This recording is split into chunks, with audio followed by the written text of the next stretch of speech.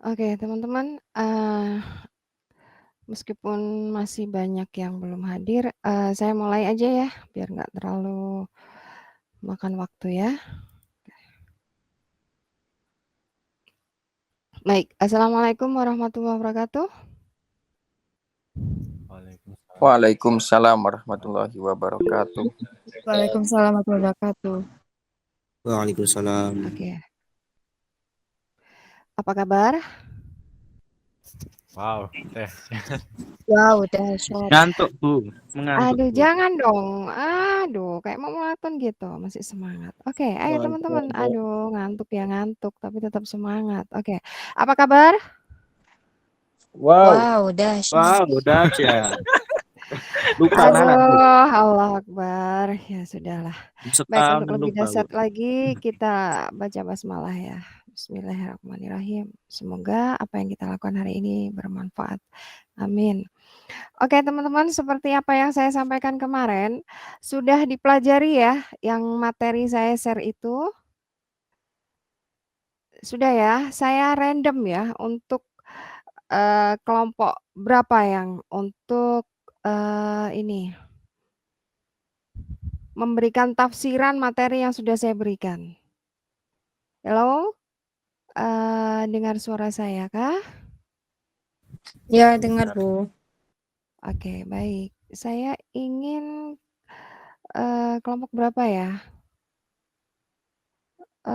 Oke, kelompok 8. Halo, kelompok 8 ini siapa ya? Kelompok 8 ini Amru, Maulid, dan Linggawati. Are you ready? Cek. Ya, Nadia, kenapa? Cek. Enggak Bu, ini itu apa mic-nya error lagi benerin. Maaf Bu. Nggak error ya, suaranya jelas kok. Iya Bu, baru bisa soalnya. Oke. Ini teman-teman di kampus, tah? Ini, Bu, di kampus, Bu. Banyak yang pulang, Bu.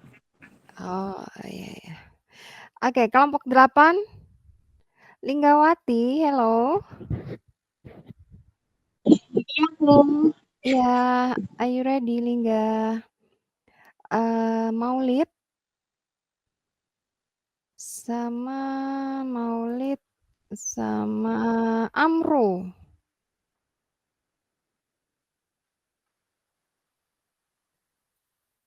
Oke, menunggu kesiapan teman-teman yang lain ya. Saya minta tolong untuk on cam ya. Saya mau capture sebagai dokumentasi saya.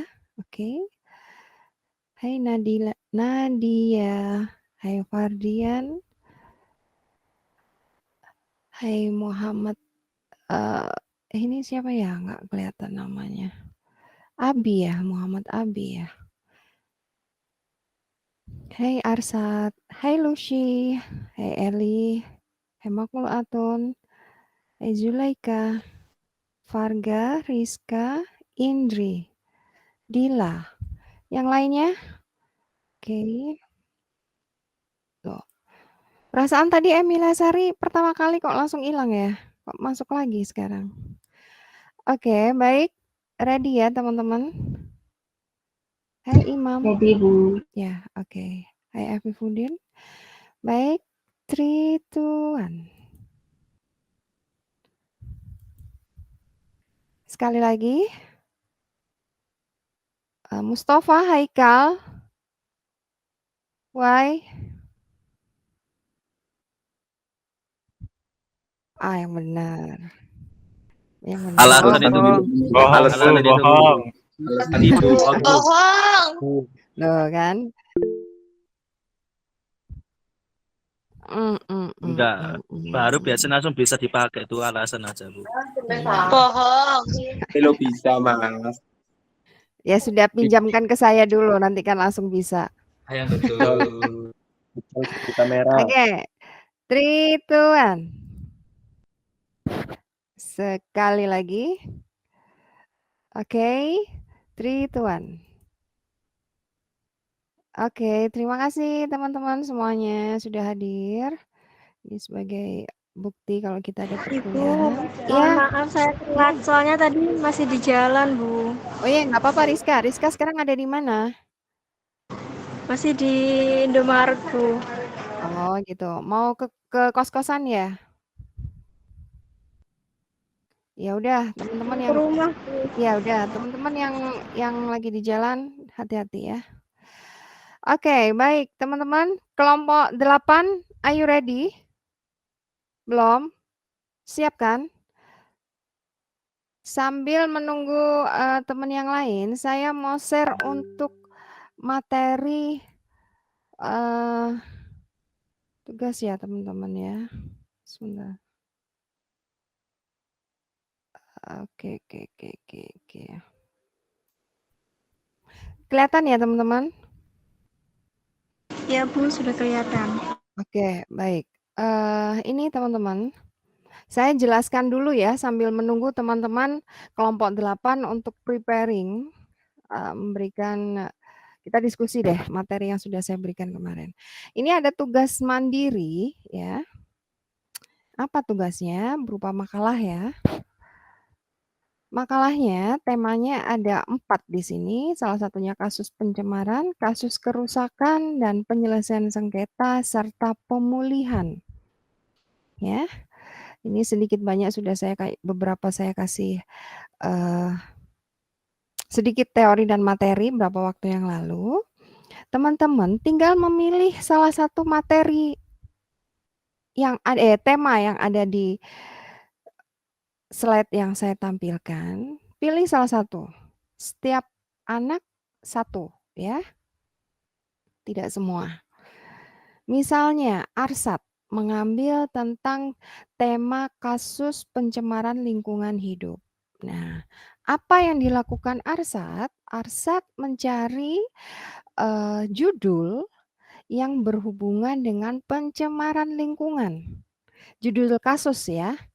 Misalnya, PT ABC telah melakukan pencemaran pembuangan air limbah misalnya, yang out of control ya, sehingga menyebabkan pencemaran air dan lingkungan. Ya.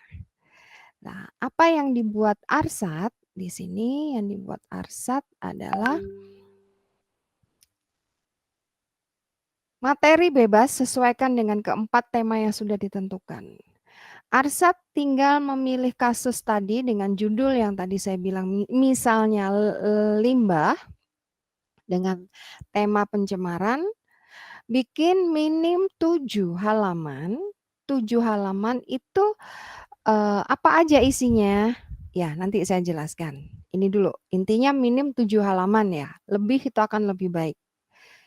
Dan yang ketiga, hasil karya sendiri, hindari plagiasme. Maksudnya apa? Teman-teman mendingan copas dari literasi ya, buku ajar tentang hukum lingkungan. Misalnya tokoh Kusnadi atau Sundari gitu kan, Sundari tentang lingkungan mengatakan teorinya seperti ini. Dengan teori seperti ini, maka dengan kasus ini seharusnya dilakukanlah seperti ini.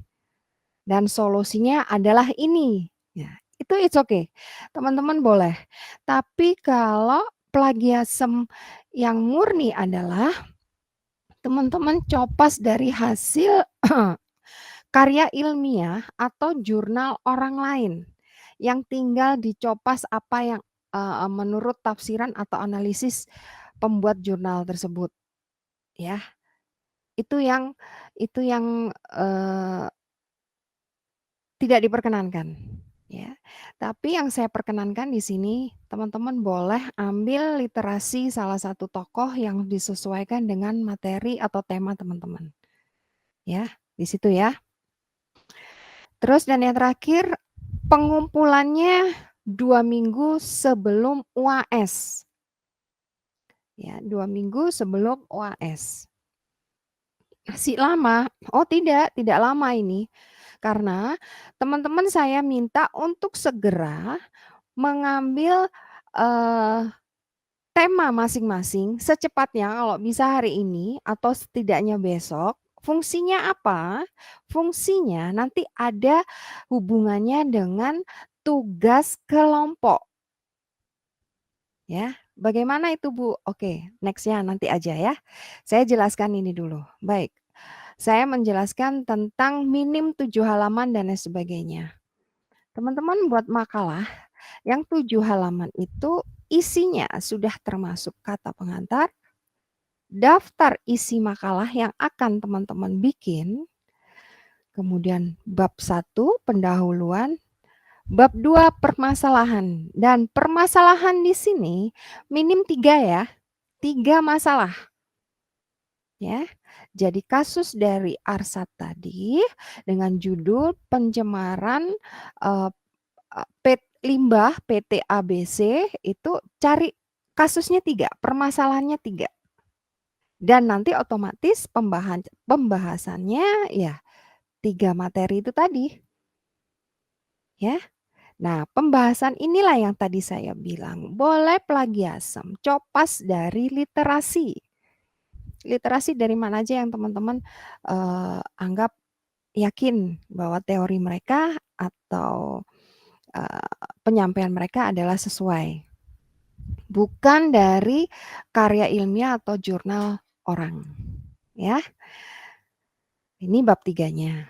Dan bab 4-nya menyangkut 2 ya, tentang kesimpulan dan saran. Kesimpulan seperti apa ya? Apa yang teman-teman buat dari pembahasan tadi, simpulkan.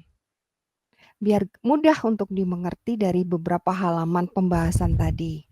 Ya. Nah, saran ini adalah poin terbesar nilai dari teman-teman yang akan saya masukkan ke dalam penilaian perform tentang tugas. Ya. Saran itu apa isinya? Saran adalah analisis, tafsiran, dan solusi dari teman-teman. Ya, jadi kalaupun Arsat dengan tema kasus pencemaran lingkungan hidup dengan judul limbah dan diikutin oleh Yuda sama judulnya, it's okay, nggak masalah. Yang membedakan adalah permasalahan dan saran di sini. Ya jangan sampai Yuda sama permasalahannya dengan si Arsat. Apalagi sarannya sama. Nah, itu ya. Jadi di sini saya minta teman-teman kasusnya sama, it's okay, nggak apa-apa, boleh. Yang tidak boleh jika permasalahan dan sarannya itu ngeplek. Ya, ini karena poin terbesar di sini di saran ya, karena ini adalah pemikiran teman-teman sendiri. Dan daftar pustaka atau rujukan. Nah, teman-teman kalau membuat skripsi itu minim 20 rujukan, teman-teman. Kalau sudah 20 bahkan kalau lebih akan lebih bagus. Berarti teman-teman nalar keinginan untuk membaca, membandingkan dan menyimpulkan itu lebih besar gitu kan untuk salah satu kasus itu tadi. Dibanding 3 atau 2 atau 5 rujukan. Jadi teman-teman boleh ngambil banyak literasi ya yang disesuaikan dengan judul teman-teman. Oke. Ini ya teman-teman ya. Terus ini ya yang ini sudah paham ya. Ini yang tugas mandiri 2 minggu sebelum AS. Dikumpulkan nanti secara soft copy saja seperti biasa ke email saya dan nanti saya kasih emailnya. Oke. Yang ini ada pertanyaan teman-teman? Hello? Oh, izin nanya Bu. Tadi Oke, baik. rujukannya minimal berapa Bu? Saran saya sebanyak-banyaknya, tidak harus seperti skripsi. 5 ke atas akan lebih bagus. 7 kek atau 10 boleh. Ya. Rujukan ini boleh literasi, boleh jurnal. Tapi jurnal di sini hanya sebagai tambahan materi teman-teman saat untuk membuat rangkuman atau kesimpulan atau saran, bukan untuk mencopas atau apalagi mencopas permasalahannya. Ya. Oke. Udah saya kasih batas aja minim 3 sampai 5, maksimal 7 ya. Oke, itu termasuk dengan jurnal atau makalah yang teman-teman dapatkan. Ya, Ya oke? Bu, makasih. Siap. Oke, kembali kasih. Baik, yang lainnya ada pertanyaan? Oke, nggak ada? Berarti paham semua ya? Oh, oke. Baik, Haikal ini ya. Oke, baik, Haikal.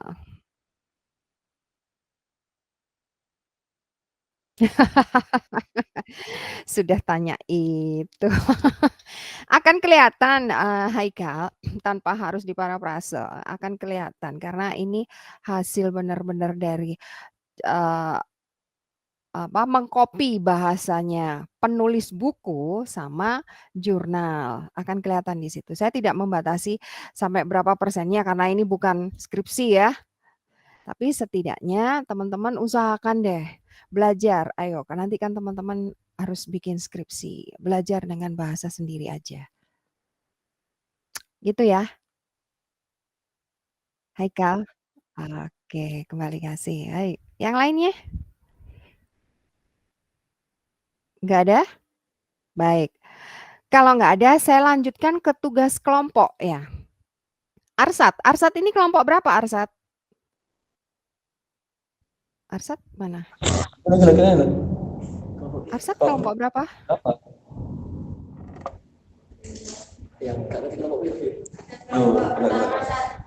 Halo? Iya, kelompok pertama katanya Bu. Oh, kelompok 1. Ada berapa orang Arsat? 4 ya? Oh, nggak 4. salah. 4. Oke, salah satunya siapa Arsat?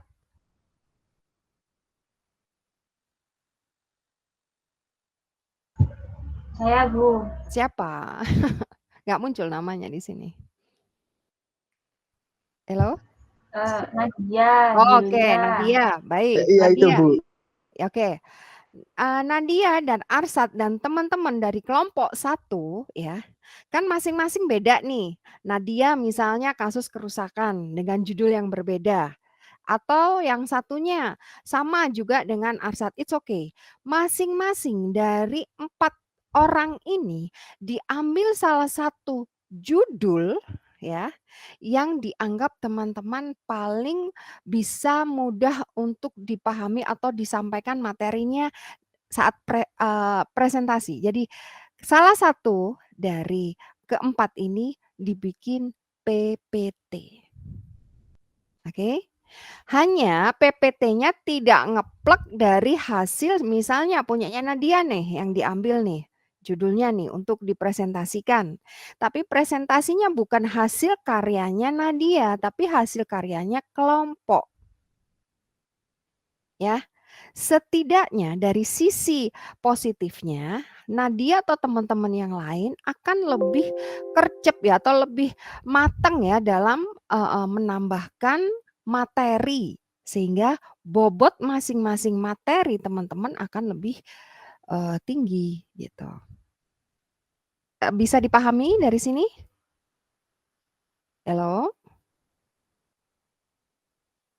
Halo? Teman-teman? Bisa, Bu. Berarti itu Bu, satu kelompok itu cuma perwakilan satu anak ya Bu?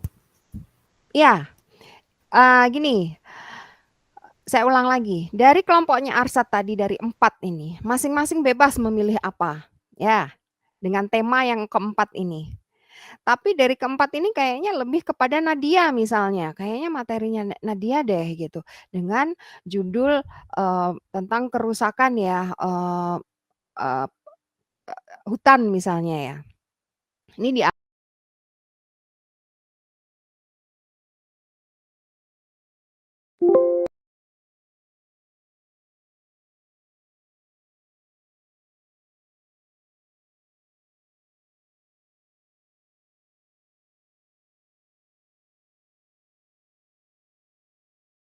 Ya, paham.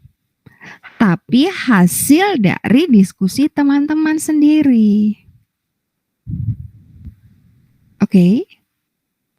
Bisa dipahami di sini? Halo. Paham? Pahamnya kok lemes sih? Capek Bu. Ayo. Paham ya? Oke, alhamdulillah bisa. Halo. Nadia, Arsat, bisa dipahami?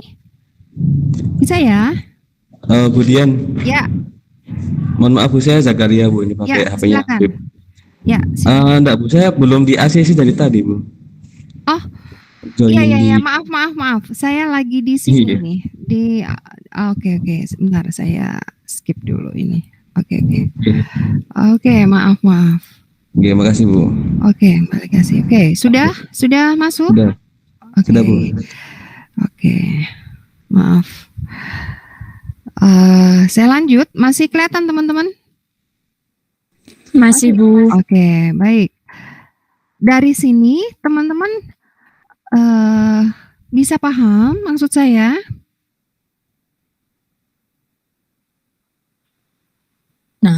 Bisa, Bu. Oh, bisa. Oke, baik. Baik, alhamdulillah sudah ya. Jadi itu terus tugas untuk presentasi kemungkinan nanti di pertemuan ke-7 ya, saya mulai ya. Dan itu saya random. Sistemnya seperti apa? Sebelum pertemuan ke-7 ya, hari Kamis ya, setidaknya paling lambat hari Selasa ya, hari Selasa teman-teman sudah kirim ke saya. Sebelum ke pertemuan ke-7 lah ya, sebelum pertemuan ke-7 Selasa teman-teman kirim ke saya untuk PPT-nya loh ya. Nah, setelah itu nanti teknik untuk presentasinya ini kalau nggak salah ada 10 ada berapa kelompok ya? 10 kelompok, bukan? Iya, Bu, 10. Oke, ada 10 kelompok. Saya random, misalnya kelompoknya Arsat nih ya, kelompok 1, tapi kelompok 1 tidak harus maju duluan loh ya. Kelompoknya Arsat, kelompok 1, nanti akan berlawanan dengan siapa? Sama seperti yang dulu, hanya saja bukan membahas materinya kelompok sebagai lawan. Jadi Arsat seandainya kelompoknya Zakaria kelompok berapa? Zakaria, hello. Iya Bu. Kalau nggak salah Kelompok berapa? 7. Hah? Kelompok Kelompok berapa? 6. Oke. Zakaria kelompok 6, Bu. 6, Bu. Kelompok 6, baik. Kelompok 1 versus kelompok 6. Nah, kelompok 6 lah yang ini yang fokus dengan apa yang diberikan, materi yang diberikan oleh kelompok 1. Nah, sedangkan kelompok lainnya ada tugas nih. Kelompok lainnya ada tugas di mana tugas itu akan saya sampaikan saat akan dilakukan presentasi. Jadi kelompok lainnya tidak hanya diam mendengarkan atau sebagai tim hore, tapi juga belajar di situ. Ya, bisa dipahami? Nanti langsung saya plot masing-masing versusnya. Jadi teman-teman bisa langsung, oh ini materi apa ya, karena saat teman-teman hari Selasa mengirim ke saya, teman-teman juga kirim ke grup, biar teman-teman yang lain, kelompok yang lain bisa mempelajari juga. Sudah bisa siap-siap untuk memahami materi masing-masing kelompok. Jadi tidak sampai ada informasi, saya belum siap, karena saya belum dapat materinya. Loh Bu, harus belajar dulu Bu, ini enggak ada. Teman-teman sudah pada belajar. Gitu, ya. Oke. Dari sini bisa dipahami? Bisa. Oke, baik. Baik, kalau sudah tidak ada pertanyaan, sudah paham, mulai nanti selesai dari mata kuliah ini, teman-teman langsung diskusi ya, dan prepare untuk praktikum yang akan saya mulai nanti di pertemuan ke-7 ya. Sekarang ini pertemuan keberapa sekarang ini? Sekarang ini pertemuan ke-4 ya. Loh, kemarin masuk kok. Kemarin masuk kan? Kemarin masuk tapi kasih soal. Oke, kemarin ini ya yang saya share ya. Ini bukan? Kemarin. Iya Bu, lebih ke atas lagi. Lebih ke atas lagi. Ini tinggal dipelajari aja, dibaca. Ini Ya, ini sudah kan? Nah, ini teman-teman, teman-teman kalau mau mencopas ya hasil karya literasi ini bisa ngambil dari bukunya Siti Sundari, Munajat dan Gatot. Di sini hukum lingkungan, menurut Munajat dibagi dua ya. Kalau teman-teman ini masih susah untuk membacanya, di sini ada klasik dan modern. Nah, klasik dan modern ini yang langsung nanti saya jelaskan di dalam orientasinya. Sorry. Subjek, ya orientasi sifatnya ya. Use oriented law dan environment oriented law. Hukum klasik dan hukum modern. Oke, baik. Kelompok berapa tadi ya yang suruh saya presentasi? Kelompok 8. Silakan, kelompok 8. Linggawati, Maulid, dan siapa tadi ya? Amro, Bu. Ya, Amro. Silakan. Iya.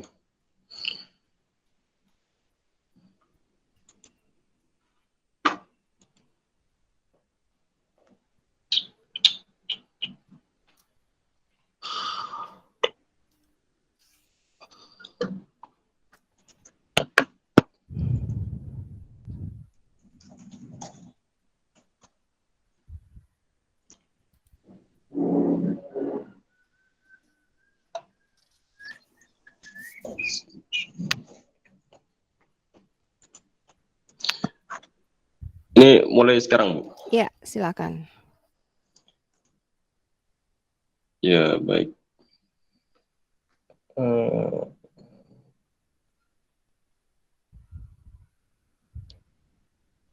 Bismillahirrahmanirrahim. Assalamualaikum warahmatullahi wabarakatuh. Waalaikumsalam warahmatullahi wabarakatuh. Kami dari kelompok 8 akan mencoba mempresentasikan pertemuan 3 dan keempat ini mulai dari pengertian lingkungan, hukum lingkungan, dan lingkungan hidup. Lingkungan menurut KBBI itu adalah daerah atau kawasan yang termasuk di dalamnya. Kemudian lingkungan adalah sebuah bagian wilayah dalam kelurahan yang merupakan lingkungan kerja pelaksanaan pemerintahan desa. Kemudian lingkungan adalah semua hal yang mempengaruhi pertumbuhan manusia atau hewan. Nah, dari apa yang tertulis di PPT ini, saya menggarisbesari bahwa lingkungan ini adalah sebuah wilayah di mana wilayah ini di dalamnya itu terdapat hukum lingkungan dan lingkungan hidup. Kenapa begitu? Karena kita lihat dari hukum lingkungan ini. Hukum lingkungan adalah hukum yang mengatur segala ke lingkungan hidup terlebih dahulu. Lingkungan hidup yaitu kesatuan ruang dengan semua benda, daya, keadaan, dan makhluk hidup termasuk manusia dan perilakunya yang mempengaruhi alam itu sendiri. Kelangsungan kehidupan dan kesejahteraan manusia serta makhluk hidup lainnya. Nah, dari sini, dari pengertian lingkungan hidup ini, saya menggarisbawahi bahwa lingkungan hidup ini adalah isi dari wadah atau lingkungan ini. Jadi lingkungan ini adalah wadahnya, kemudian isinya ini adalah lingkungan hidup berupa benda-benda, berupa pohon-pohon atau keadaan makhluk hidup dan lain-lain. Nah, semua objek ini yang ada di lingkungan ini, mereka semua diatur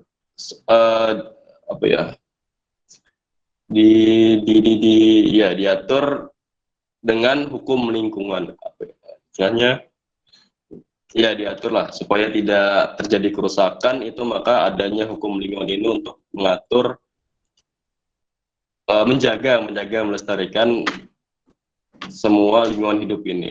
Maka hukum lingkungan ini adalah hukum yang mengatur segala tata cara perlindungan dan sanksi bila terjadi kerusakan lingkungan. Kemudian di next slide-nya ini ada macam-macam istilah lingkungannya, itu ada lingkungan alam, lingkungan sistem, lingkungan budaya, lingkungan mikro, makro, dan lingkungan mati. Kemudian ada lingkungan waktu eksekusi, lingkungan sosial, peradilan, lingkungan pemrograman, lingkungan bisnis. Jadi yang saya tangkap dari slide ini adalah bahwa lingkungan alam ini terdiri dari sistem lingkungan, lingkungan budaya, lingkungan mikro, makro, dan lingkungan mati. Sedangkan lingkungan dari waktu eksekusinya itu lingkungan sosial, peradilan, pemrograman, dan bisnis. Nah, slide selanjutnya yaitu istilah lingkungan hidup yang diutarakan oleh Emil Salim. Emil Salim berpendapat bahwa mengacu pada semua benda, lingkungan hidup itu mengacu kepada semua benda, keadaan, kondisi, dan juga pengaruh yang berada dalam ruangan yang sedang kita tinggali. Dan hal tersebut mempengaruhi kehidupan di sekitarnya, baik itu hewan, tumbuhan, dan juga manusia. Jadi semua yang ada di dalam wadah lingkungan ini semuanya saling berpengaruh satu sama lain. Itu menurut saya dari apa yang diutarakan oleh Emil Salim ini. Kemudian menurut Sujono, hukum lingkungan menurut Sujono adalah hukum yang mengatur tatanan lingkungan hidup, di mana lingkungan mencakup semua benda dan kondisi, termasuk di dalamnya manusia berada dan mempengaruhi kelangsungan hidup serta kesejahteraan manusia dan jasad-jasad hidup lainnya. Jadi Sujono ini memaparkan tentang hukum lingkungan, yaitu aturan yang menata lingkungan hidup, di mana lingkungan hidup ini penting bagi seluruh makhluk hidup yang ada di dalam lingkungan ini.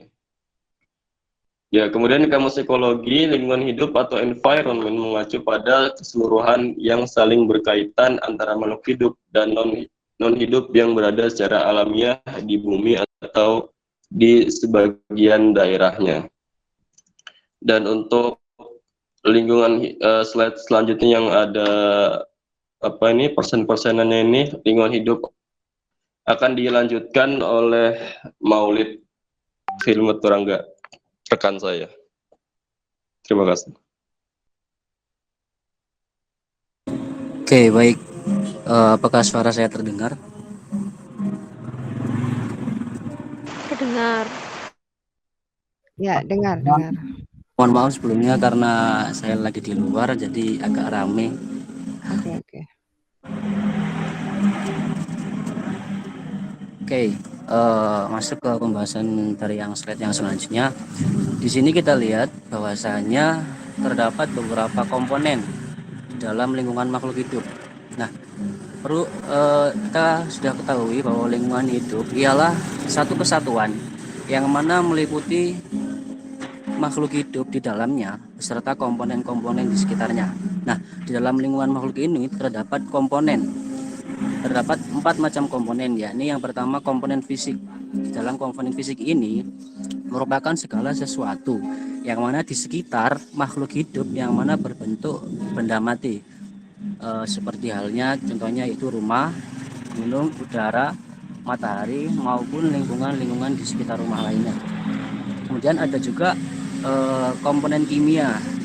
Nah, komponen kimia ini apa? Komponen kimia ini ialah segala sesuatu yang mana masih berada di dalam ruang lingkup manusia, akan tetapi berupa organisme hidup lainnya selain manusia itu sendiri. Jadi komponen kimia ini merupakan suatu organisme hidup yang mana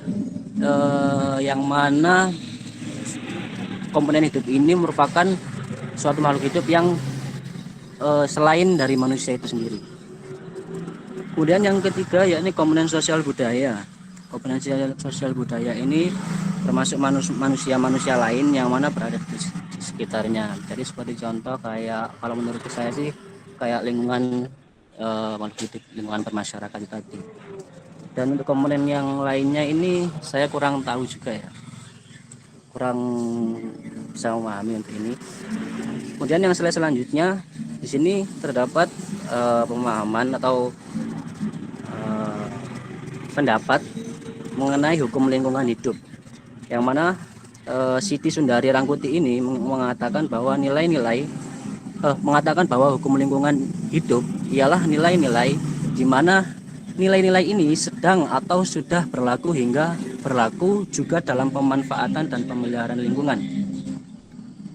Dari Munajat sendiri berpendapat bahwa hukum lingkungan hidup ini merupakan hukum yang mendasari lingkungan serta tata cara pengelolaan serta ketahanan lingkungan. Dan juga Gatot menyampaikan bahwa hukum lingkungan ini ialah keseluruhan yang mengatur tentang tingkah laku orang, tentang apa yang seharusnya dilakukan terhadap lingkungan yang dipaksakan oleh pihak berwenang. Nah, kalau menurut saya dari pembahasan ini tadi, hukum lingkungan hidup ini merupakan cabang dari hukum yang berfokus pada perlindungan dan pengelolaan lingkungan hidup serta sumber daya alam yang mana terkait dengan keberlangsungan hidup manusia dan ekosistem.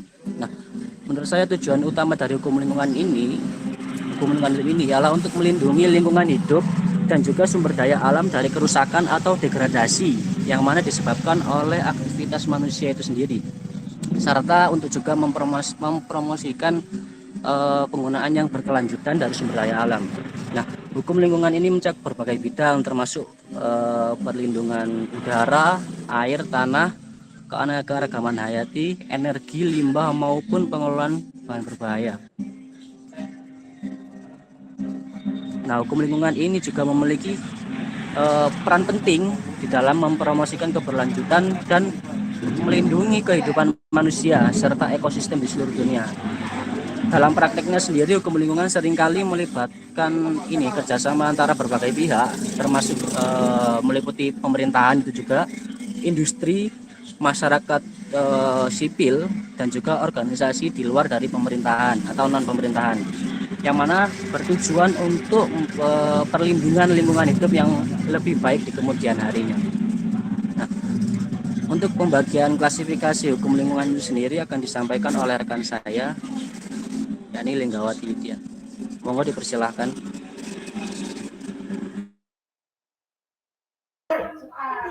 Baik, selanjutnya yaitu mengenai pembagian klasifikasi dari hukum lingkungan. Pembagian klasifikasi dari hukum lingkungan ini bisa dibedakan menjadi 3 macam, yaitu apabila yang pertama dilihat dari segi sifat atau orientasi hukum lingkungan.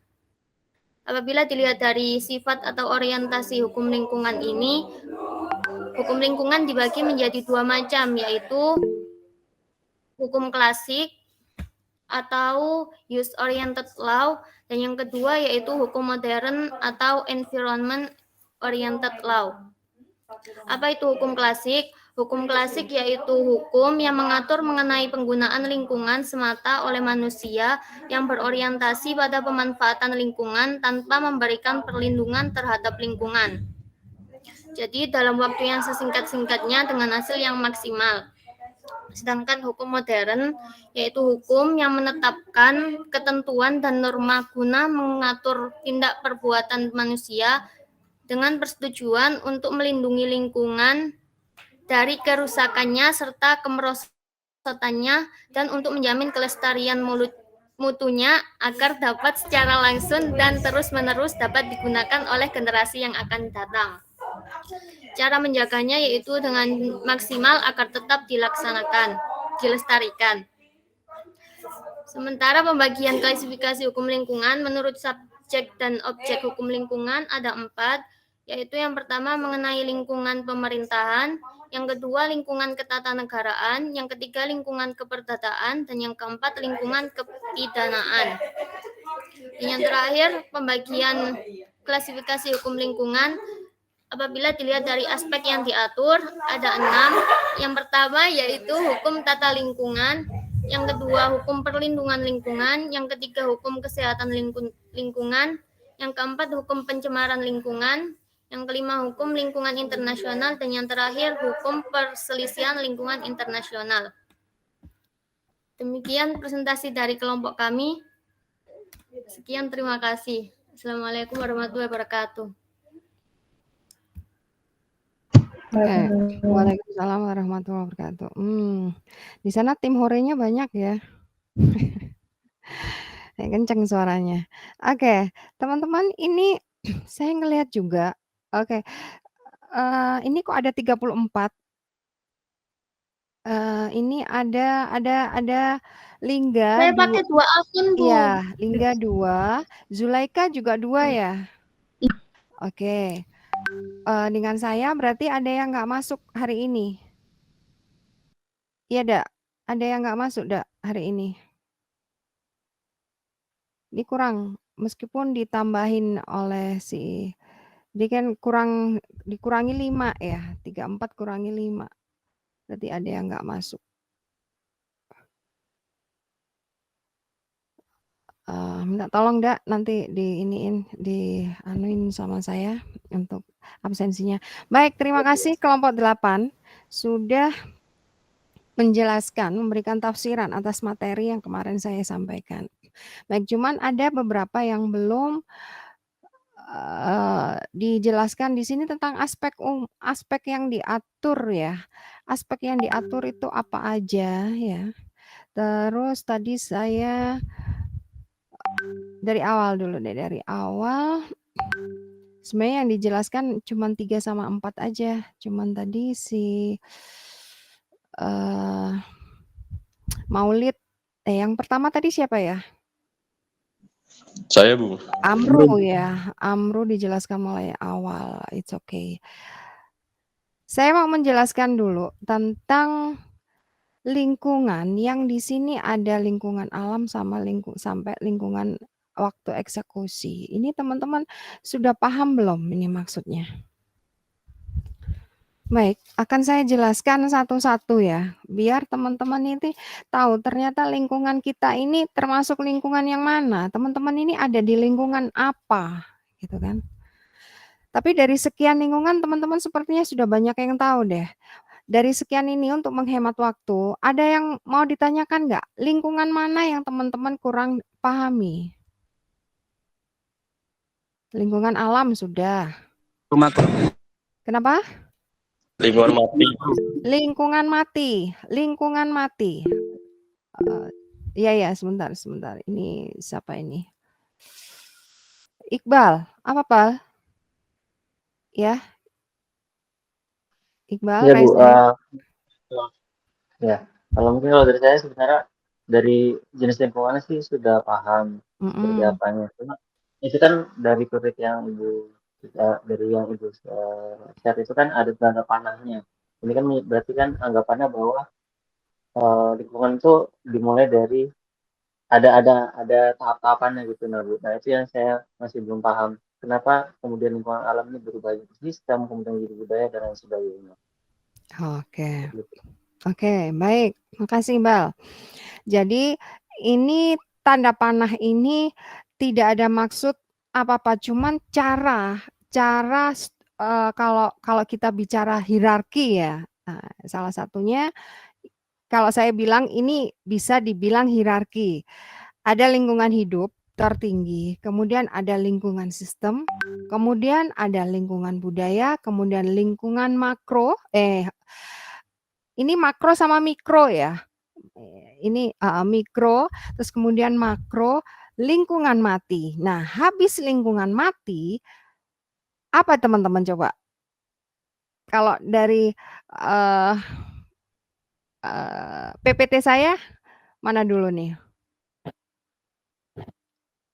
Habis lingkungan mati, lingkungan apa?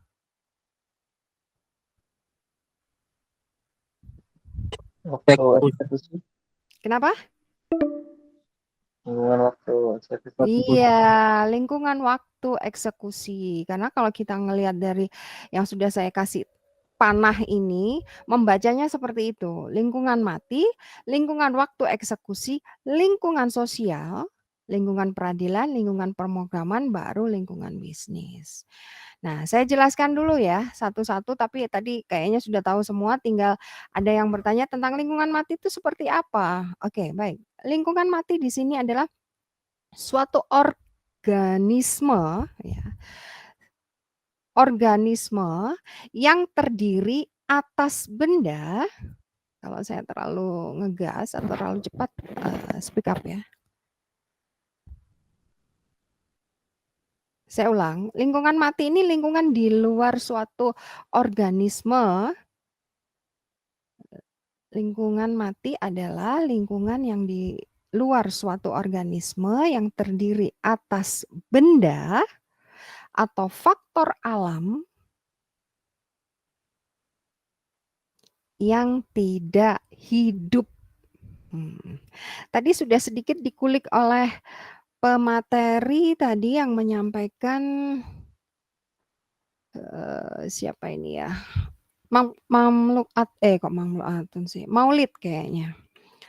Nah, yang dimaksud dengan faktor alam atau benda yang tidak hidup ini apa menurut teman-teman? Faktor alam atau benda yang tidak hidup.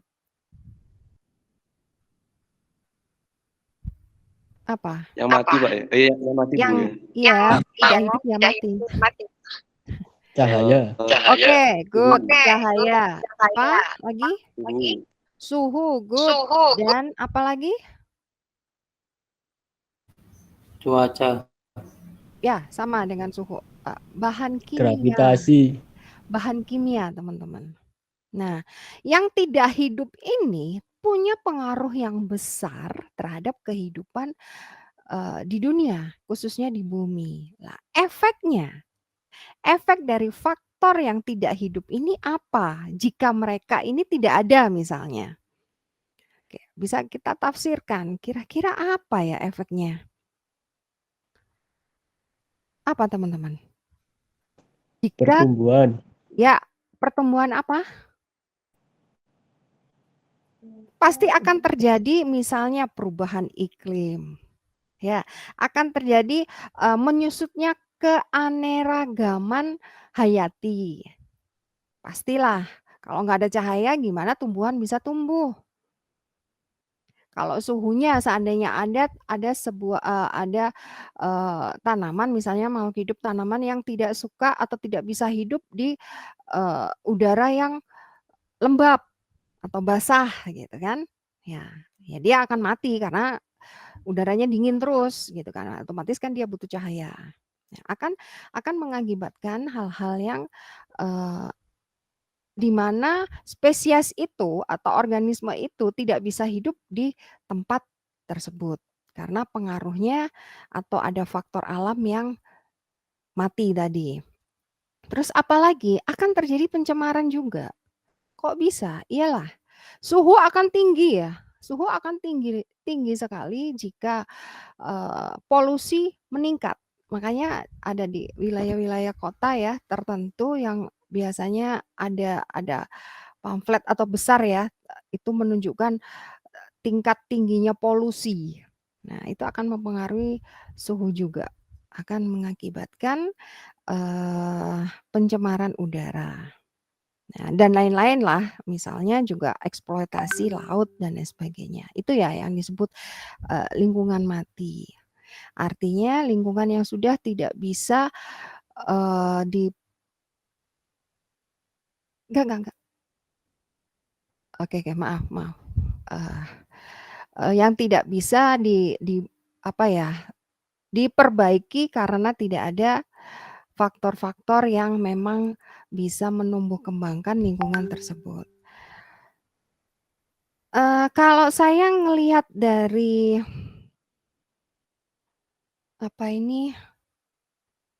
teman-teman bisa deh membaca ya, saya menyadur ya majalah Prancis ya. Di sini ada buat pembelajaran aja. Le Check-up de la Terre. Artinya lingkungan hidup yang akan meluluhlantakkan planet bumi. Nah, ini satu majalah Prancis kalau dibaca sepintas judulnya mengerikan, tapi di dalamnya menyangkut tentang lingkungan mati. Jadi teman-teman bisa cek deh majalah Prancis Le Point ya namanya, Le Point dengan judul Le Check-up de la Terre. tahun 98 ini. Oke, baik. Ada lagi pertanyaan tentang lingkungan? Ya, silakan. Oke, baik. Lingkungan waktu eksekusi ini seperti apa ya? Kalau saya contohkan ya, kalau kalau secara teori mungkin akan lebih abstrak, tapi kalau saya contohkan seperti ini. Kalau kita melihat dari peristiwa hukum, segala sesuatu yang bisa disebut peristiwa hukum, misalnya seperti ini Haikal ya. Haikal mempunyai sebuah HP yang akan dijual kepada Arsat misalnya. Arsat setuju dengan harga yang ditawarkan oleh Haikal 5 juta misalnya. Nah, saya mau tanya ke teman-teman atau Haikal, apakah kesepakatan yang disepakati oleh Haikal sama Arsat ini sudah bisa disebut peristiwa hukum?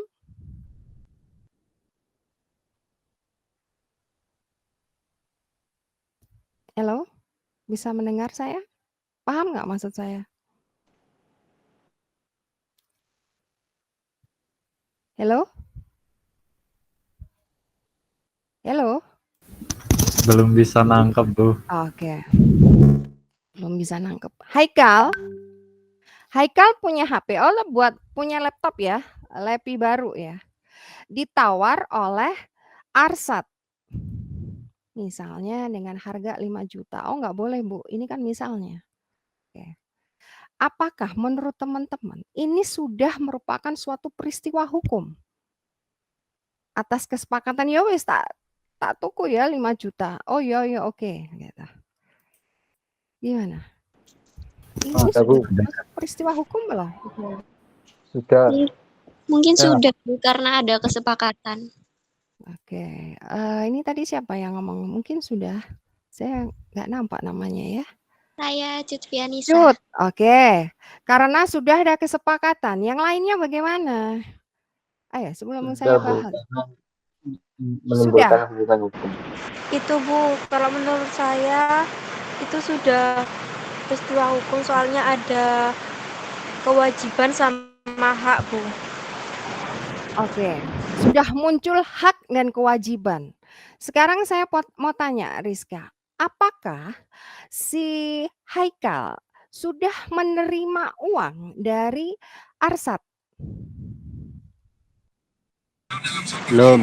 Harusnya kalau udah sepakat, terus misalnya si laptopnya Haikal udah dikasih ke Arsat, jadi si Haikal itu Bu kayak berhak dapat uang dari penjualan laptop itu tadi Bu. Oke, baik, saya singkat. Istilahnya Rizka mengatakan bahwa sudah ada pembayaran dari Arsat ke Haikal. Ya, betul. Ya Bu. Betul. Dan apakah dengan kondisi seperti itu, Arsat sudah punya hak atas Lepi itu? Iya Bu.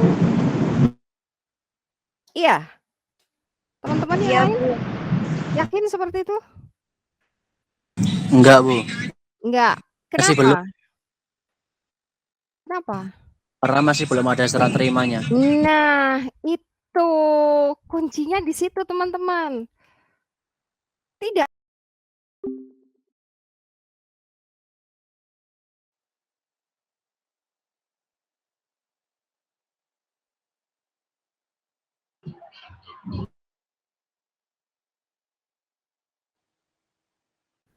Merupakan sebuah ya Bu. Betul.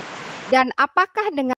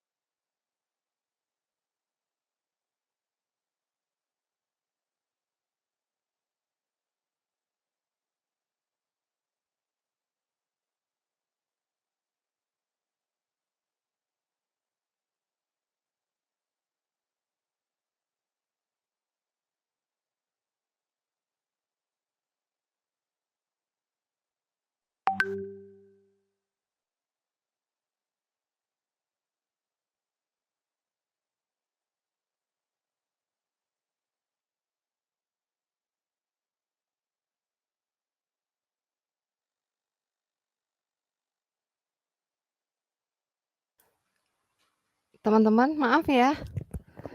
Nih di sini, halo, di sana hujan deras nggak teman-teman?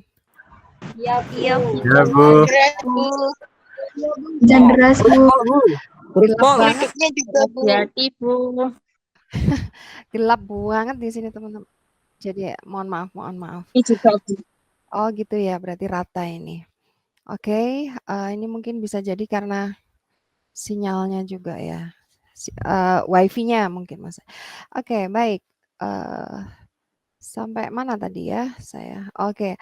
Jadi peristiwa hukum meskipun sudah ada perikatan, kesepakatan, maksud saya sudah ada kesepakatan antara Haikal dan Arsat itu belum bisa disebut peristiwa hukum. Tapi peristiwa hukum adalah benar-benar sudah cash and carry, sudah ada penerimaan hak dan pemberian kewajiban. Nah, itu yang disebut dengan peristiwa hukum. Tapi kalau tidak hanya kesepakatan saja, Haikal masih punya hak untuk menjual ke yang lainnya dan Arsat punya hak untuk mencari yang lainnya. Gitu. Jadi kalau ini sudah tidak terjadi lagi sampai waktu yang mereka tentukan atau mereka tidak menentukan waktunya ya, it's okay akan selesai dengan sendirinya. Kayak kalau kita ngelihat di KUH Perdata itu ada pembuktian dan kadaluarsa. Kan ada waktu-waktu tertentu yang dimana itu hukum masih berlaku dan itu bisa hangus sendiri atau hapus sendiri. Misalnya teman-teman, ini hutang piutang itu bisa hangus atau bisa hapus jika sudah daluarsa. Tapi bukan berarti teman-teman tidak usah membayar hutang. Tidak, tapi ada aturan hukum yang mengatakan bahwa hutang piutang itu bisa hapus dengan sendirinya. Dengan cara apa? Ada yang masih ingat? Halo? Teman-teman dengar suara saya nggak? Di sini kencang sekali teman-teman hujannya, jadi saya khawatir suara saya nggak kedengar. Dengar, Bu. Dengar, Bu. Dengar, Bu. Halo? Dengar, Ibu. Dengar kok, Bu. Dengar, Bu. Oh, oke. Dengar, teman-teman dengar ya. Teman-teman tahu nggak hapusnya suatu perjanjian, hapusnya suatu hutang piutang itu karena apa tahu nggak?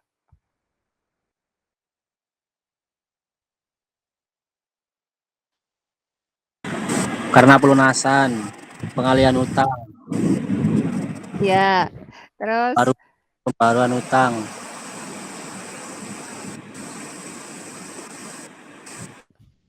apa? Aduh, nggak dengar saya. Ya, hapusnya suatu perikatan atau hutang piutang itu jika orangnya meninggal, loh tetap harus dibayar. Orangnya meninggal tetap harus dibayar karena ada warisnya. Kecuali yang punya hutang mengikhlaskan. Tapi hapusnya suatu perikatan, baik itu sewa menyewa, hutang piutang jika ada pembayaran.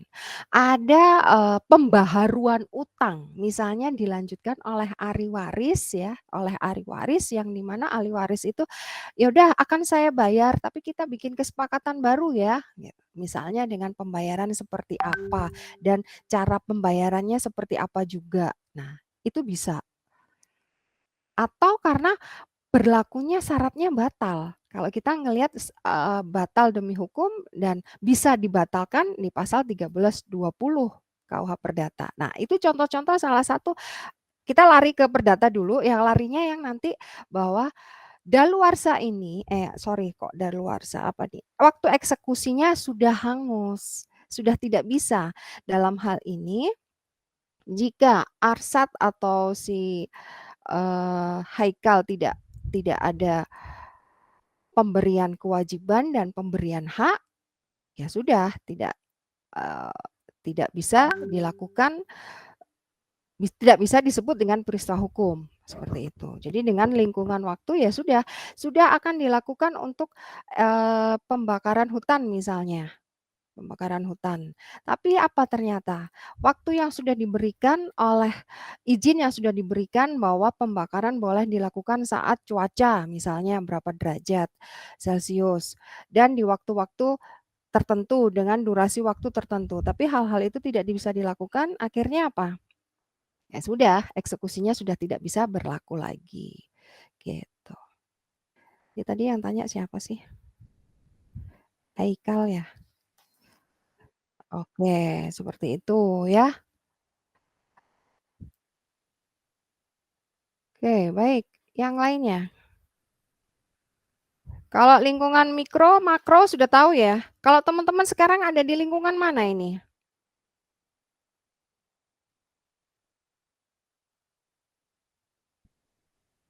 Mikro, Bu.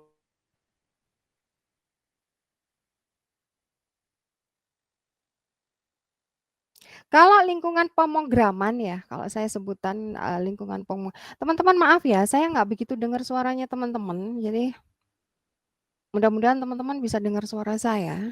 Jadi lingkungan pemrograman yang dimaksud di sini adalah saya contohkan misalnya adanya website, adanya software, adanya aplikasi di Android.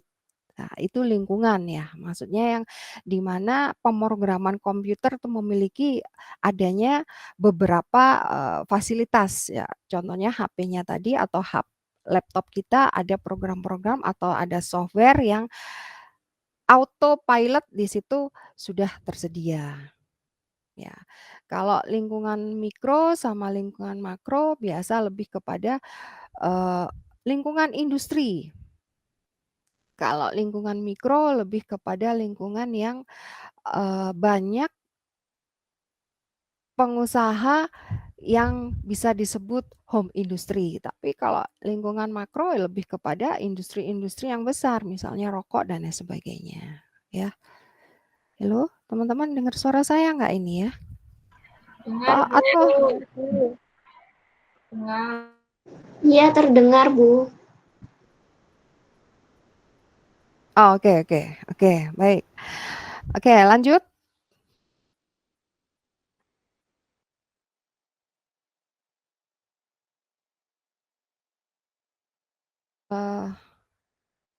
Ini gimana ini ya?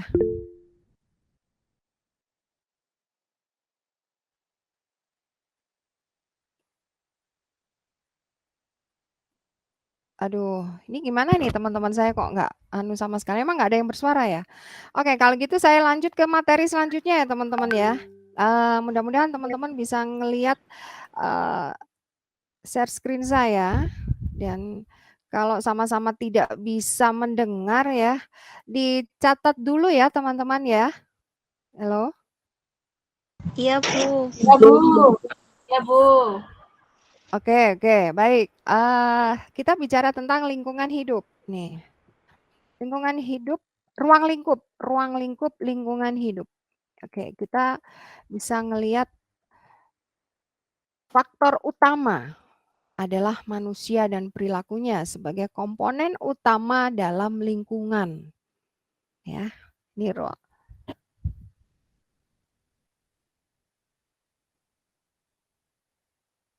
Teman-teman kalau mau say something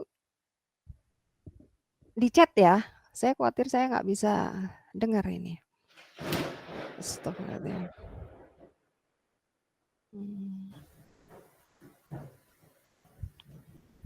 Dengar, teman-teman dengar nggak?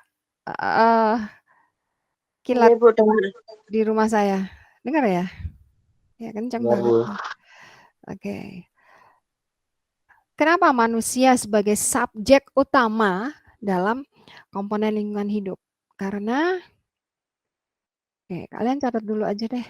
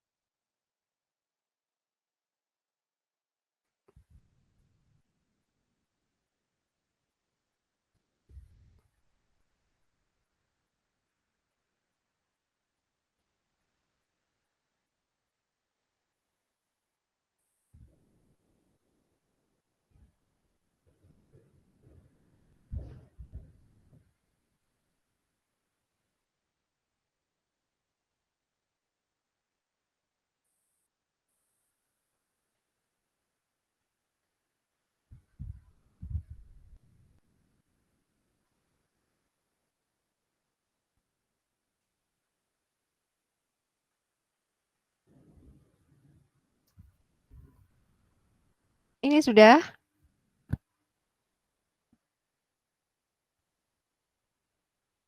Oke.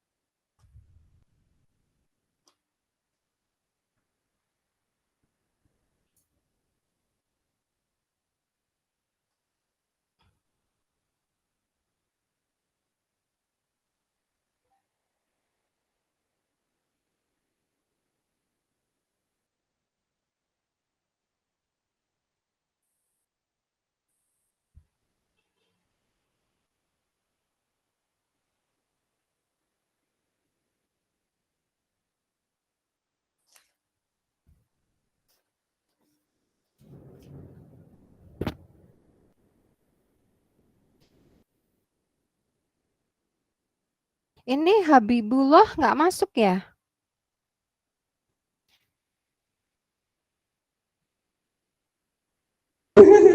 Hadir Bu dari tadi. Oh ada ya. Oh oke oke oke.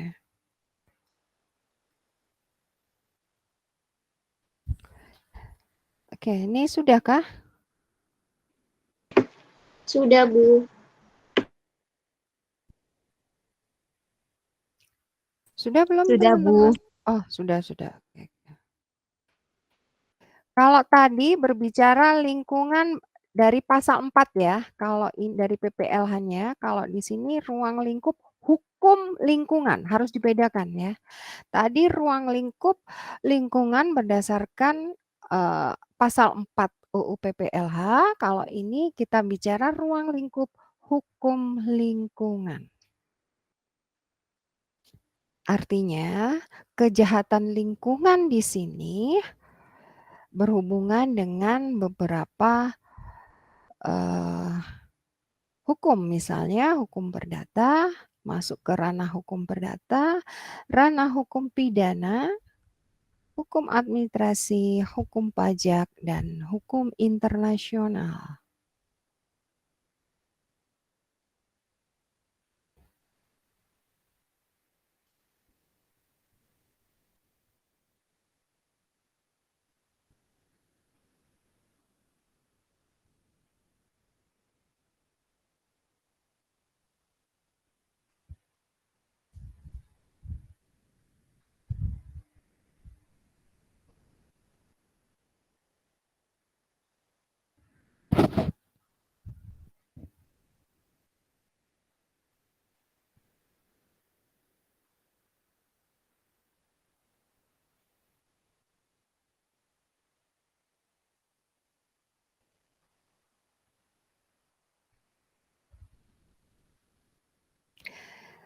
Teman-teman, selama puasa ini waktunya dikurangin 30 menit ya.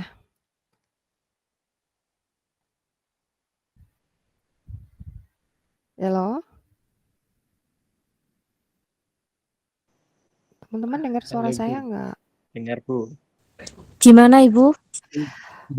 Selama puasaan kalau memang di FIS ini belum ada nodin secara jelas, cuman kalau mengacu yang di Gunung Sari, ya di Gunung Sari itu jam 3 semua aktivitas perkuliahan dan karyawan maupun dosen di sana diakhiri di jam 3. Kayaknya Dan ya Bu. kenapa? Kayaknya ya. Dan Soalnya kemarin itu ada anak yang kekunci di fakultas. loh, iya. Iya, Iya, satu Bu, kelas. sore itu, Bu. Oh. Padahal kemarin itu hari Rabu saya tuh sampai jam 17.40, tapi terus dapat informasi setidaknya jam 4 harus kelar. Jadi ini autopilot berarti 30 menit ya, kurang lebih dikuranginya seperti itu. Tapi kita masih ada waktu ya.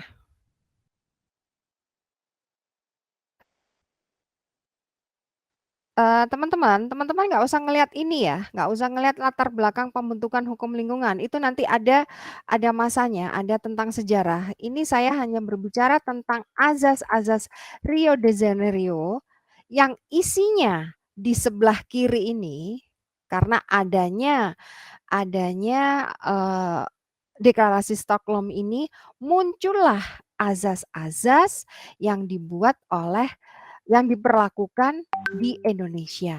Nah, ini ya, itu dasarnya. Jadi azas-azas hukum lingkungan di Indonesia itu dasarnya berdasarkan adanya pembentukan deklarasi Stockholm tahun 1972 sehingga menginspirasi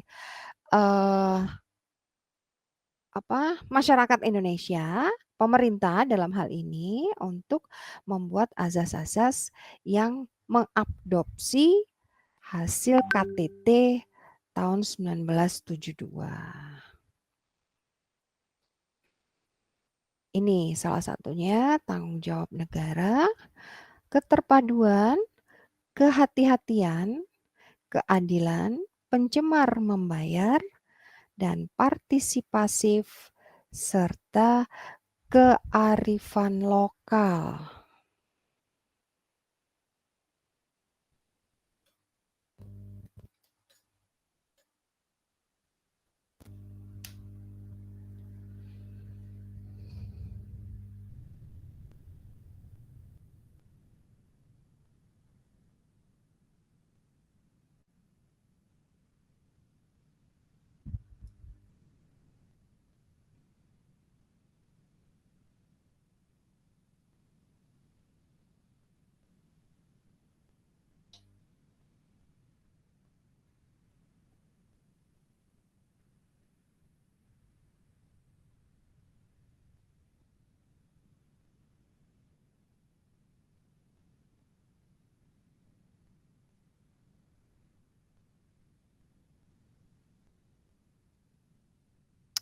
Sudah, ini sebenarnya mau saya jelaskan teman-teman yang dimaksud ini. Tapi saya nggak yakin dengan suara saya ini.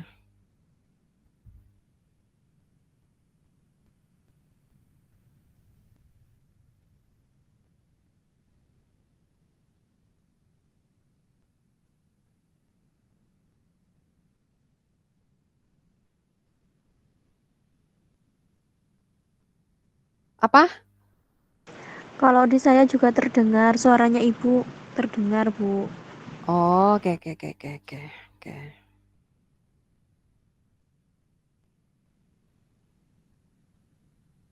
Baik, ini sudah? Sudah, Bu. Sudah, Bu. Oke, saya lanjut aja dulu ya, nanti penjelasannya next ya. Kita bicara sesuai azas hukum lingkungan. Kalau tadi mengadopsi itu prabayar dan lain sebagainya, kalau ini kita bisa ngelihat di pasal 5 ya, masalah. Ini ya, ada 11.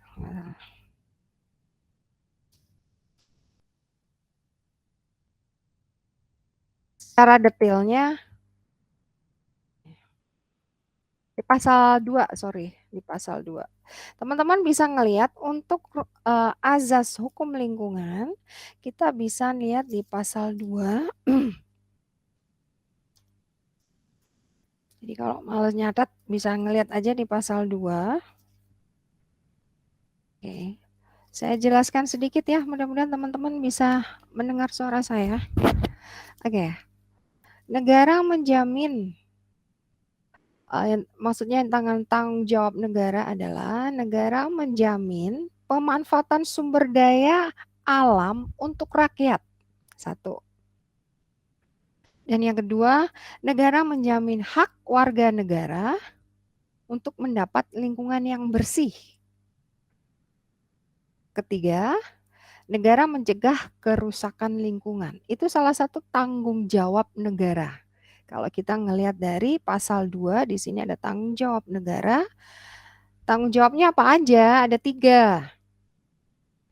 Satu, negara menjamin pemanfaatan sumber daya alam untuk rakyat. Dua, negara menjamin hak warga negara untuk mendapat lingkungan yang bersih dan sehat. Dan yang ketiga, negara mencegah kerusakan lingkungan hidup. Itu ya. Baik, dan yang kedua di sini kelestarian dan berkelanjutan. Maksudnya apa ini? Maksudnya kelestarian dan berkelanjutan adalah tiap warga negara itu mempunyai tanggung jawab terhadap generasi setelahnya. Jadi kita masing-masing nih, kita beda usia ya, tapi kita punya masing-masing meneruskan, menjaga dan merawat kelestarian berkelanjutan untuk generasi anak cucu kita gitu loh. Generasi saya dan generasi teman-teman. Itu ya. Teman-teman kalau nggak jelas bisa tanya ya. Dan yang ketiga adalah keserasian dan keseimbangan. Maksudnya apa ini? Dalam pemanfaatan harus mempertimbangkan dan pemanfaatan ini ya, sumber daya alam, lingkungan harus mempertimbangkan aspek ekonomi, aspek sosbud, dan pelestarian itu sendiri. Oke, saya ulang, dalam memanfaatkan SDA harus benar-benar mempertimbangkan adanya 3 aspek. Apa? Aspek ekonomi, aspek sosbud, dan pelestarian. Oke. Teman-teman nyatet nggak ini? Nyatet, Bu. Nyatet, Bu. Nyatet, Bu. Oke. Ya. Baik, yang apa ini? Selanjutnya keterpaduan ya. Oke, keterpaduan. Keterpaduan ini dengan adanya perlindungan dan pengelolaan harus ada keterpaduan antara pemerintah pusat dan daerah. Bisa dipahami nggak? Jadi keterpaduan ini antara tata rencana wilayah antara pusat dan daerah harus ada ini ya, keterpaduan. Jangan sampai yang sudah, kalau contohnya gini, makanya teman-teman munculnya Perda Sidoarjo tentang tata rencana wilayah gitu kan, area Sidoarjo, tata rencana wilayah Gresik. Ya, itu masing-masing mempunyai hak wilayah, nggak mungkin sama wilayah Sidoarjo harus disamakan substansinya, klausalnya, isinya perda dengan wilayah Gresik. Tapi semua dari perda-perda ini acuannya dari pusat. Misalnya harus ada setiap wilayah itu ada lingkungan hijau. Ya, artinya tidak boleh ada aktivitas bisnis atau dipakai untuk wilayah-wilayah bebas melakukan kayak contohnya Darmo ya, di Surabaya itu wilayah Darmo, bukan Darmo yang Surabaya Barat ya. Darmo polisi itu loh, Darmo yang ini loh teman-teman, yang teman-teman kalau Car Free Day. Darmo Kali, Bu. Nah, situ itu wilayah ke sana terus, itu kan tidak boleh ada usaha dagang. Makanya waktu pertama kali munculnya McD, Pizza Hut, terus ada beberapa diprotes dan itu diminta untuk segera ditutup, tidak boleh ada aktivitas apapun di situ. Sempat terjadi debat mulut ya antara pemerintah dan pengusaha. Tapi kenyataannya teman-teman sampai sekarang malah bank-bank banyak di sana, ya kan? Bisnis di situ banyak bank-bank. Nah, ternyata di situ ada perubahan tata wilayah yang seharusnya hijau, ternyata dirubah karena mereka ini pengusaha mau bayar pajak. Ya, kembali lagi ke ekonomi tadi, bayar pajak yang diinginkan oleh pemerintah Surabaya. Jadi diperbolehkan. Jadi rumah-rumah di situ kan kebanyakan rumah-rumah zaman dulu ya, gede-gede gitu kan. Nah, diperbolehkan untuk digunakan untuk akses-akses usaha. Nah, akhirnya tidak kuliner aja yang di sana, tapi perbankan malah banyak di sana. Itu ya. Maksudnya ada keterpaduan, yang dimaksud keterpaduan di situ. Terus kemudian apa ini? Manfaat. Manfaat di sini adalah adanya keserasian antara pemanfaatan yang harus seimbang dan tidak boleh mendominasi. Misalnya di wilayah Darmo ini yang saya sampaikan ini tidak boleh ada industri yang bisa menimbulkan pencemaran kepada lingkungan. Ya, kan itu jalan protokol Surabaya ya. Dan di situ jangan sampai ada industri yang mengeluarkan asap atau limbah yang bisa mempengaruhi lingkungan yang di situ dipakai sebagai wilayah protokol Surabaya itu menjadi tidak baik. Padahal di sini kan tanggung jawab negara salah satunya adalah menjamin hak warga negara mendapatkan lingkungan yang bersih dan sehat. Nah, ini makanya di situ nggak ada industri, nggak ada pabrik gitu kan.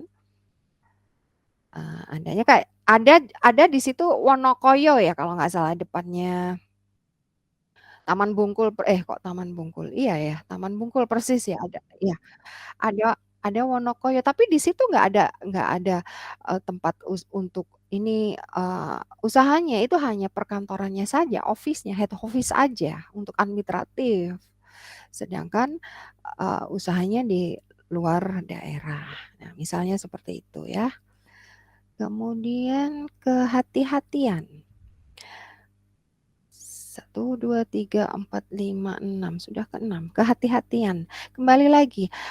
Apapun yang dilakukan harus berprinsip untuk mencegah kerusakan lingkungan. Jangan sampai dengan adanya aktivitas manusia lupa bahwa itu bisa merusak lingkungan atau sumber daya alam. Jadi harus ada prinsip kehati-hatian, jangan sampai menimbulkan kerusakan. Ya. Kemudian keadilan. Seperti apa ya ini ya contohnya? Keadilan yang dicerminkan secara proporsional ya, proporsional. Misalnya lintas daerah dan lintas generasi. Maksudnya apa ini lintas daerah? Misalnya kalau di Sidoarjo adanya taman kota gitu kan. Di Gresik juga harus ada taman kota gitu kan. Di Surabaya juga harus ada. Lah, dulu di Surabaya itu ada ya taman kota, tapi terus ditutup ya. Itu di Balai Kota ya ditutup dulu dibebaskan untuk masyarakat untuk ke sana ya. Kalau malam minggu apa rame ya, tapi terus ditutup, tapi sekarang dibuka lagi, akan dibuka lagi nggak tahu ya sudah dibuka atau mau akan dibuka gitu loh dengan gubernur dengan wali kotanya Erik sekarang dibuka lagi lah. Ini salah satu standar bahwa setiap daerah harus punya alun-alun kasarannya itu seperti itu. Harus ada alun-alunnya yang digunakan yaitu tadi bahwa setiap daerah sesuai dengan aturan pusat gitu bahwa setiap daerah harus ada alun-alun misalnya atau ada pusat kota yang di mana masyarakat bisa menikmati indahnya kota tersebut. Jangan sampai loh, di Gresik nggak boleh deh ada alun-alun misalnya gitu. Karena mungkin kepala negaranya nggak suka dengan ada diskriminasi lah ya, itu tidak boleh. Tapi setiap daerah wajib ada alun-alunnya misalnya seperti itu. Dan kalau kita bicara ekoregion, teman-teman bisa melihat di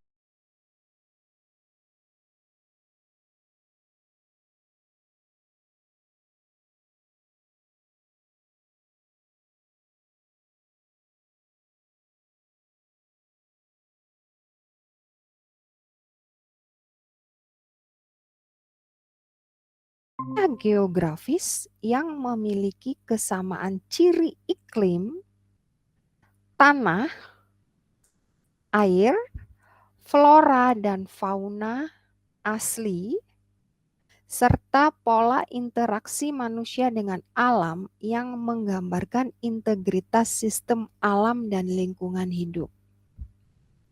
Jadi dengan menafsirkan ekoregion ini berarti ciri khasnya Surabaya itu apa gitu. Sing asli Surabaya apa? Misalnya faunanya apa? Floranya apa? Iklimnya di Surabaya apa? Tropis ya, itu kalau tropis bukan iklim di Surabaya. Indonesia iklimnya memang tropis gitu kan. Mempunyai ciri khas tersendiri. Dan selanjutnya keanekaragaman hayati itu seperti apa? Keanekaragaman hayati ini memperhatikan kondisi ekosistem ya. Memperhatikan kondisi ekosistem baik budaya, geografis, lingkungan tersebut. Jangan sampai ada hayati yang misalnya nabati atau tumbuhan yang tidak diperhatikan. Misalnya kayak enceng gondok. Enceng gondok dulu kan dianggap sebagai tanaman yang levelnya rendah banget ya. Tapi sekarang enceng gondok bisa dipakai, diproduksi buat apa? Buat tas dan berbagai produk lah enceng gondok dan sekarang dikembangbiakkan. Pencemar membayar. Apa ini pencemar membayar? Saya tanya deh kepada teman-teman. Pencemar membayar ini apa artinya? Siapa yang bisa jawab pertanyaan saya? Atau membantu pencemar membayar itu apa? Sepertinya itu kayak yang di jalan itu bukan dengan kayak dengan siapa ini? Maaf, saya nggak bisa. Rizka, Bu. Oke, Rizka. Gimana, Riz? Kayaknya itu kan ada Bu kayak sungai, terus ada tulisannya dilarang membuang sampah di sini. Terus kalau misalnya nanti membuang, kan itu kan mencemari lingkungan Bu. Nah itu kan disuruh membayar denda. Mungkin kayak gitu. Apa? Karbon. Karbon. Termasuk nggak kalau karbon? Gini teman-teman. Oke, terima kasih Rizka. Ini tadi yang ngomong karbon siapa ya? Maulid Bu. Oke. Sarip. Baik teman-teman, pencemar membayar.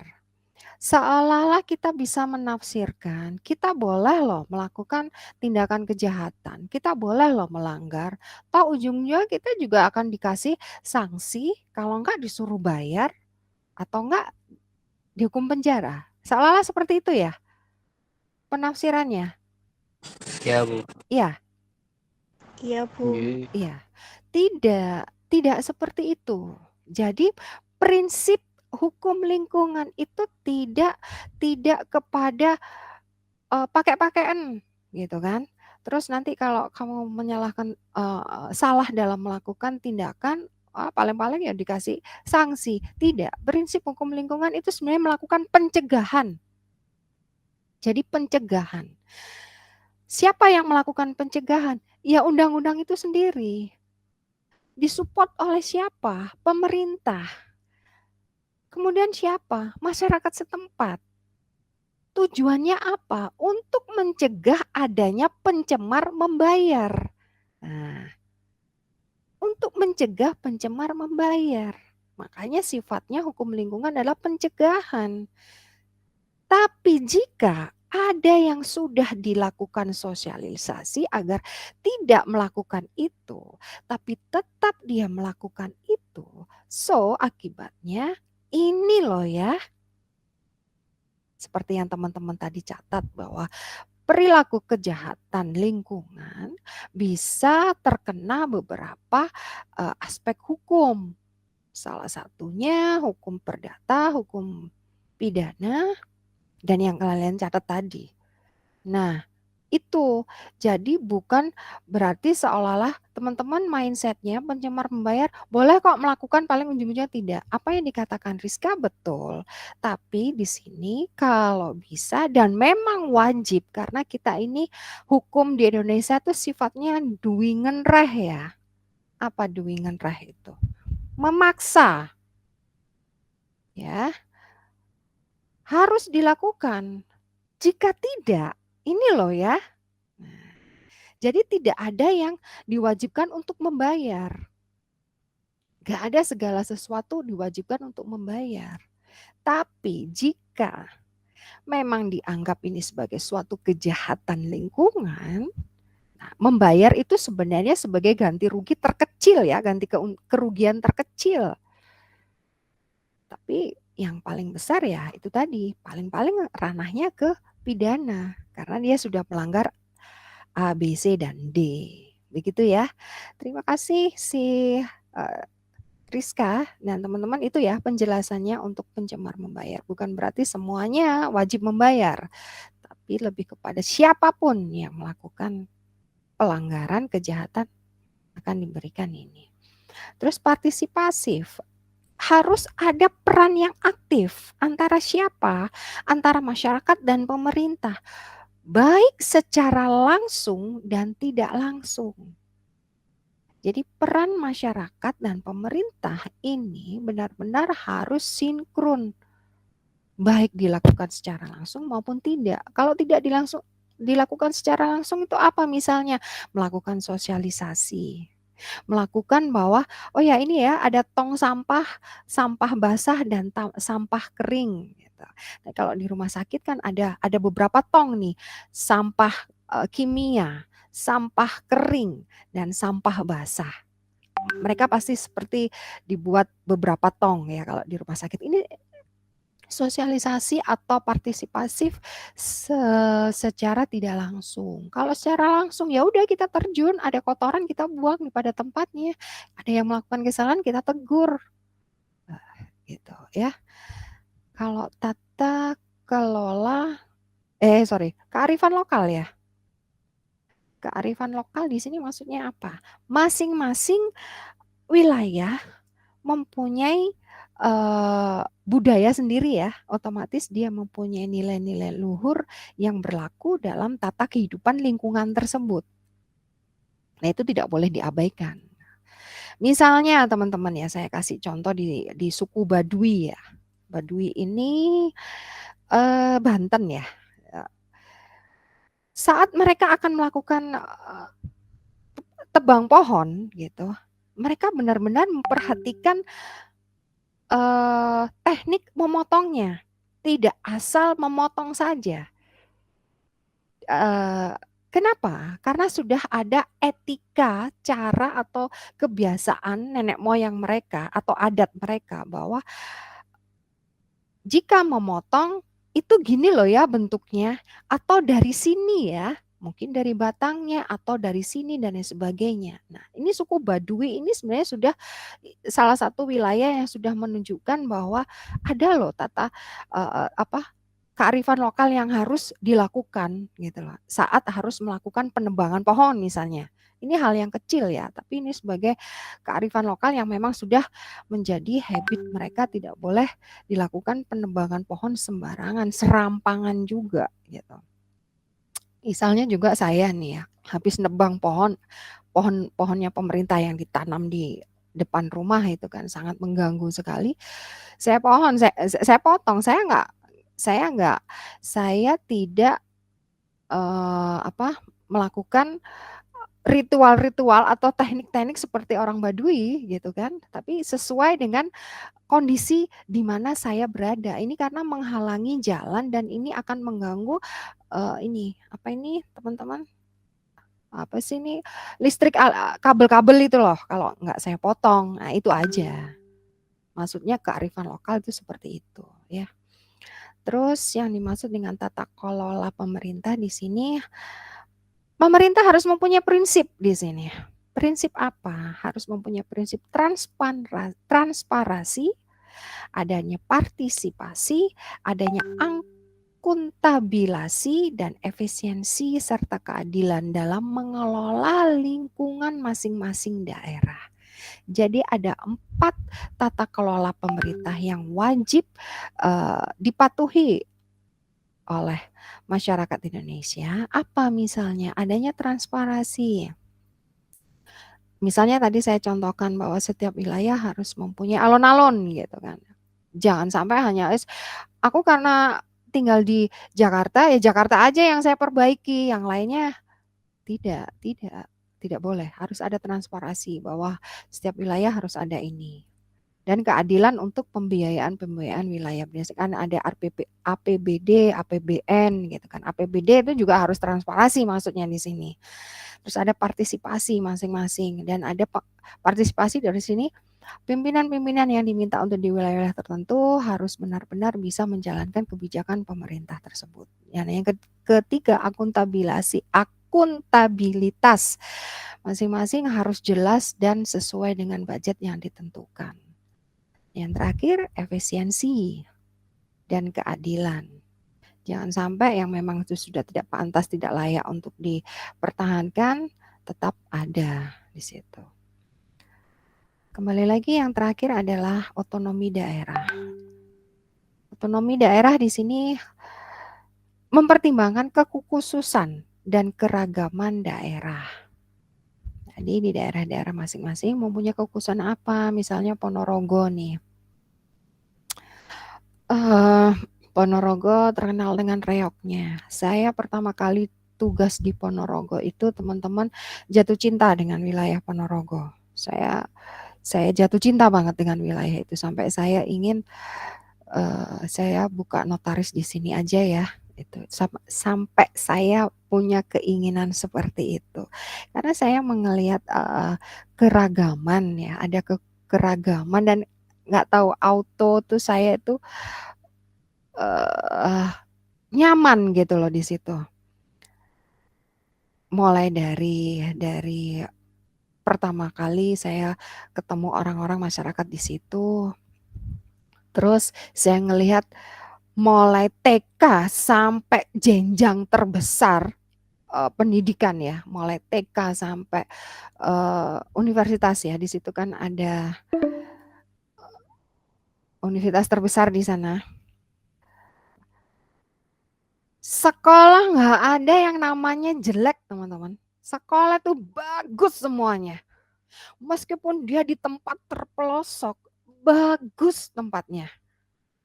Saya pernah di beberapa sekolah ya di situ ya, blusak-blusuk.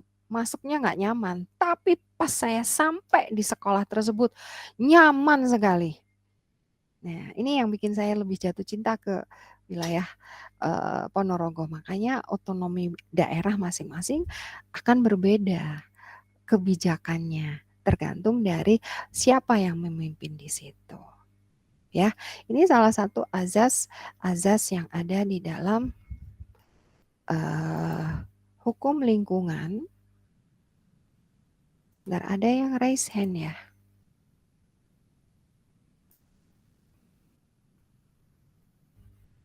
Oh gitu. Oh ya sudah kalau begitu. Sementara itu aja ya teman-teman ya. Ya Bu. Oke. Mudah-mudahan bermanfaat. Baik, mohon maaf teman-teman. Sebelum kita mengakhiri, kita berdoa. Alhamdulillah semoga bermanfaat untuk saya dan teman-teman dan menjadi amal jariah kelak. Amin. Sekali lagi mohon maaf atas lisan dan perilaku saya. Salam dahsyat. Wow. Oke, baik. Terima kasih teman-teman. Assalamualaikum warahmatullahi wabarakatuh. Waalaikumsalam. Terima kasih, Bu. Terima kasih.